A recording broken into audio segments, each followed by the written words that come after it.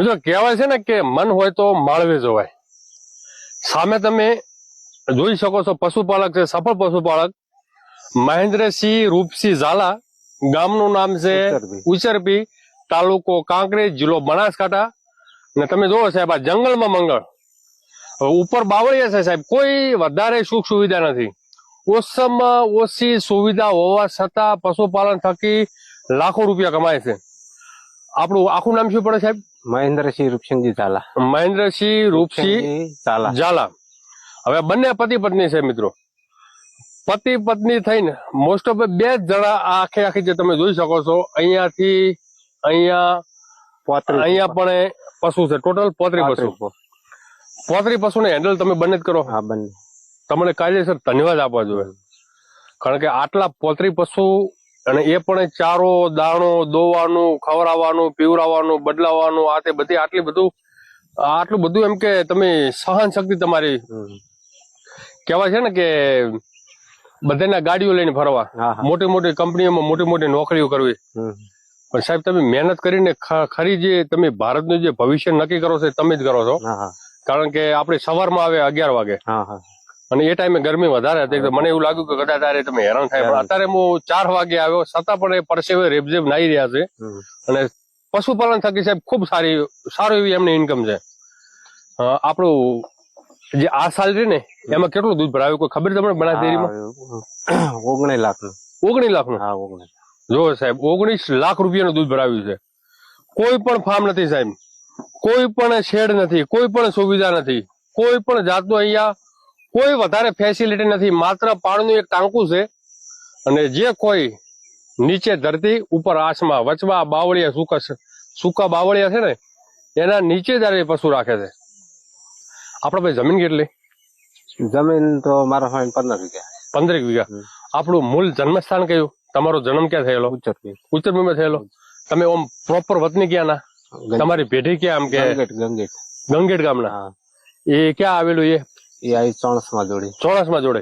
અહીંયા કેટલા સમયથી આપણે રહો છો? હોય તો સમય ને ખૂબ સારી ને 2-3 પેઢી ખપી ગઈ આમાં? 2-3 પેઢી થી અહીંયા તમે રહો છો. જમીન પણ આપણે ઘરની તમે અહીંયા વેચાતી દીધેલી. કેવું સારું છે પશુપાલનમાં? ના, જબર. પશુપાલન સારું છે? સારું. ઇન્કમ ખરી? હા, ઇન્કમ ખરી. જમીન વાવાય એના કરતા ઇન્કમ સારી કહેવાય. એમ બંને આટલો પશુ નું કરી કે પેલું એમ કે 10 વીઘા જમીન નું 2 જણાથી ના થાય. રાઈટ વાત છે. 2 જણાથી આવડું મોટું ખેતરોમાં તમે ના કમાઈ તો સમજી લો કે કેટલી જમીન કીધી તમે? 15 વીઘા જમીન ની અંદર તમે એરંડા વાવો કે કોઈ પણ સારી બાગાયતી ખેતી વાવો, કેસર વાવો, તોય પણ આટલી ઇન્કમ ના થાય. અને તમારા પાસે સમજી લો કે ભેંસો તકે તમે ખૂબ સારું એવું કમાવો છો. 19 લાખ એટલે 25 લાખ નો તમને નફો પણ મળશે. જે 15 વીઘા જે જમીન છે એની અંદર તમે શું ઘાસચારા માટે ઉપયોગ કરો છો? પશુઓ માટે 5 વીઘા બીજું બધું એરંડા ને એવું આવે. બધું એરંડા ને બધું. પછી સમજી લો કે આ તડકો ને એવું બધું છે, આસો તડકો, સાયો એ બધું છે, એટલે પશુને કોઈ સમસ્યા રહેતી નથી? ના, કોઈ સમસ્યા નહીં. હવે ચોમાસાની ઋતુ આવે, થોડો ગારો વધારે થાય તમારા પાસે? પાણી ભરાતું જ નહીં, નીકળી જાય એમ ને? ઊંચી જગ્યા છે એટલે ઢળાણ વાળી જગ્યા છે, એટલે બાજુમાં રડી જાય પાણી.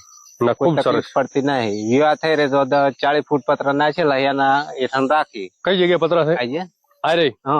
એના આગળ રાખી વિયાણેલા. એટલે મૂલ્ય 3-4 પશુ માટે.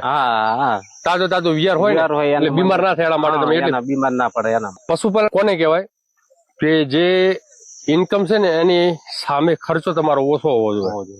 હવે અહીંયા કોઈ ફાર્મ નથી, કોઈ ફોગર નથી, કોઈ ફુવારા નથી, કોઈ સિસ્ટમ નથી. અને પશુ જે આ વાતાવરણમાં રહેશે તો એમની અંદર જે રોગ પ્રતિકારક જે શક્તિ છે ને, રોગ સામે જે લડવાની જે શક્તિ હોય ને, ઓટોમેટિક પશુના શરીરમાં વિકસિત થતી હોય છે. અને એના હિસાબે પશુ કોઈ પણ ઋતુમાં એ બીમાર થતું નથી. કારણ કે જેટલું તમે સગવડ એટલી પશુઓ માટે અગવડ થાય. તમે એસીમાં રાખો પશુને તો બહાર ના સહન કરી. સમજી લો તમે વરાળામાં અહીંયા રાખો, શિયાળામાં અહીંયા રાખો અને ચોમાસામાં અહીંયા રાખો.